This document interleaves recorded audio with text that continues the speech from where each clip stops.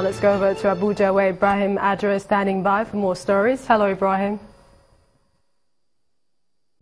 Hello, Millicent. Good to see you. Now let's start off from Anambra, where two kidnapped suspects today met their Waterloo as they were killed by men of the Special Anti-Robbery Squad, SARS. Now, one of the suspects, said to be a special motorcyclist responsible for collection of ransom, was also arrested. Parading the suspect alongside the bodies of the dead ones at the headquarters of the Anambra State Police Command, Amobia, the State Commissioner of Police, Mr. Sam Okola, said that the suspected kidnappers had boasted of ridiculing the police command. 2 nights ago, some mindless kidnappers went to a club, Lodge 24, and kidnapped the manager of that club. And the information got to us, and since then we've been at the heel of these criminals. We caught up with them today, and we're able to gun 2 of them down. And we also rescued the victim unhurt. As I talk to you, my operatives are still out there. We have identified where they left their arms and ammunition. And the other 2 who were also gone, who were caught within the shootout, we are looking for them. I'm sure we'll also be able to recover their dead bodies or whatever. What this means is that we are saying it over and over, and we are saying it again, that Anambra State is a no-go area for kidnappers, armed robbers, and cultists. We are ready. We will take this war to their den. We will take this war to their dormounts. We will take this war to wherever they are, and we will pick them one after the other. Meanwhile, here in Abuja, members of the Islamic movement in Nigeria were today dispersed by men of the Nigerian police in Abuja as they trooped out to demand the release of their leader, Sheikh Ibrahim El-Zakzaky. The protesters marched through the streets with placards, but were dispersed by the police, who fired tear gas and spread them with water cannons as they made their way towards the headquarters of the National Human Rights Commission. The group has continued to protest across Nigeria since the arrest and detention of Sheikh El-Zakzaky in December 2016 after a bloody clash between his followers of the Nigerian army in Zaria, Kaduna State. The Niger Delta Development Commission, NDDC, and Delta State government are set to work together, this time to construct the Omadino Escravos Okerenkoko roads. For this reason, the chairman of the NDDC governing board, Senator Victor Ndo Domaegba, in his Delta State for discussions with the state governor on how to execute the projects.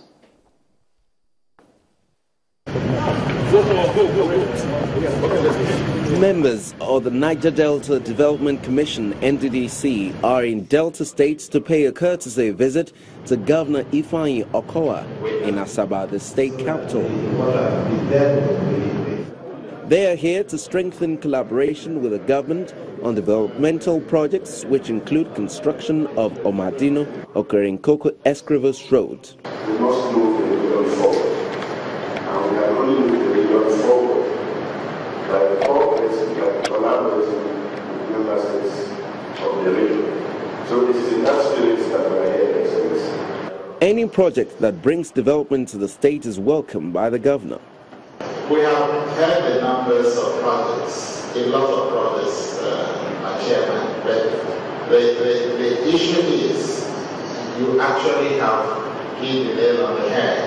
That you rather have fewer projects that impact greatly on the lives of people. It's not that these projects don't impact on the lives of people, but I believe that it will have been an intervention agency that crosses, that goes across several states.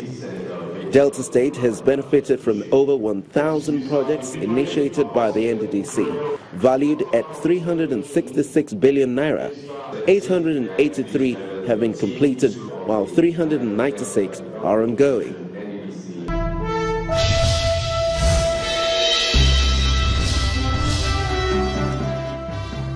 Hey, thanks, Ibrahim. Welcome to Business News.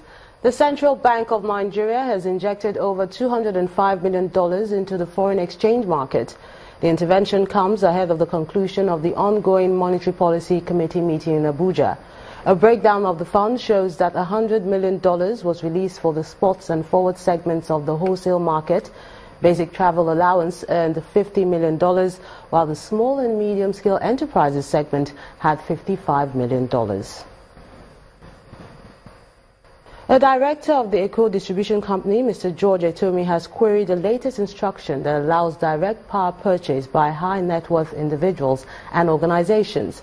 The new move, announced last week by the Ministry of Power, follows a similar order that says power distribution companies have no hold over their catchment areas.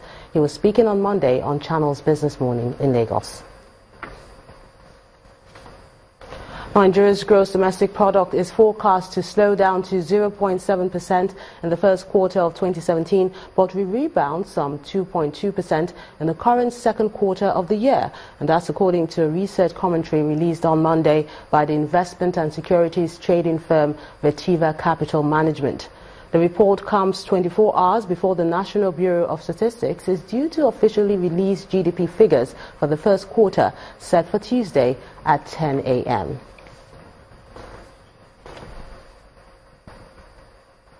The Nigerian equities market halted its four-day bullish run as the benchmark index opened the week on a negative note. Here's Bisi Adebayo with the details.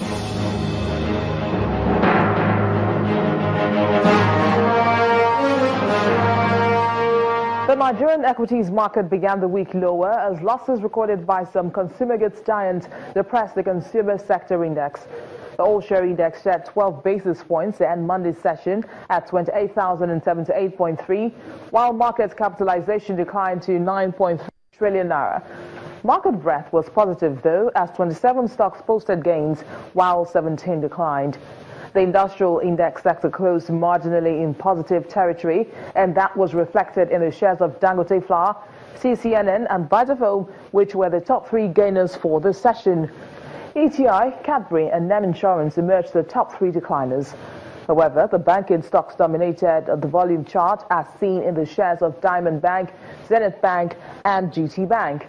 It was a decent trading day as transactions worth 3.7 billion naira were exchanged by investors in 3,498 deals for 208.33 million shares. And that's it on the stock market reports. I am Bisi Adebayo. U.S. stocks climbed on Monday as President Donald Trump delivers on overseas deals, but it was a mixed trading day as most African markets opened the week lower.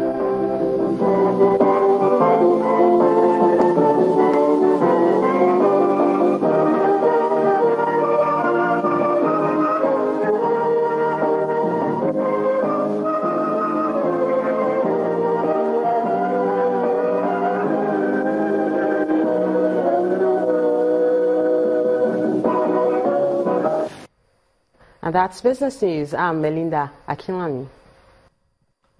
And to education now, where in Ogun State it will no longer be business as usual, with a renewed commitment from the state government to repositioning the sector to meet global best practices. This resolution came from recommendations guest speakers made at the ongoing two-day education summit in Abeokuta, the state capital. Declaring open the event, the state governor, Ibikule Amosun, assures parents, teachers and other stakeholders that his administration will not relent in human capital development for global competitiveness. Education is the bedrock of development in any society.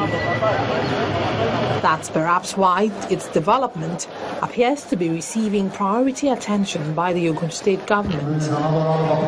This maiden education summit has brought together educationists, parents, teachers, government officials and members of the public to discuss affordable qualitative education in the state. They believe education is incomplete without vocational training for students and technological innovation. To have a good and industrialized economy, you need skilled workers. And for this, we have special schools. We've got to try and find a strategy that we can adopt for bandwidth. Bandwidth is the foundation of it, and we still have got to look either in the institutions, in the schools, or some particular areas where we can provide a platform in which we can use technology to move forward. Mr. Governor's address, ladies and gentlemen. Meanwhile, the host governor, Ibikunle Amosun, is optimistic that with the assistance of well-to-do individuals, good education will reach all and sundry in Ogun State without compromising standards. A scenario, a situation where about 20-something every year is out of school, we are digging our own grave, truly.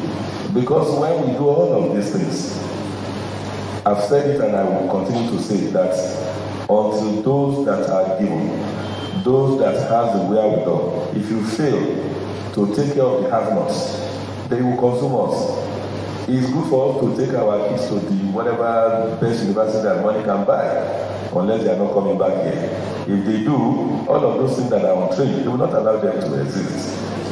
And that is why, for me, it will be in our interest to make sure that we solve the issue of education. And there is no gift that anybody can give you that will be more than education. However, if the recommendations from the summit are well implemented, education in Ogun State will become globally competitive in no distant time.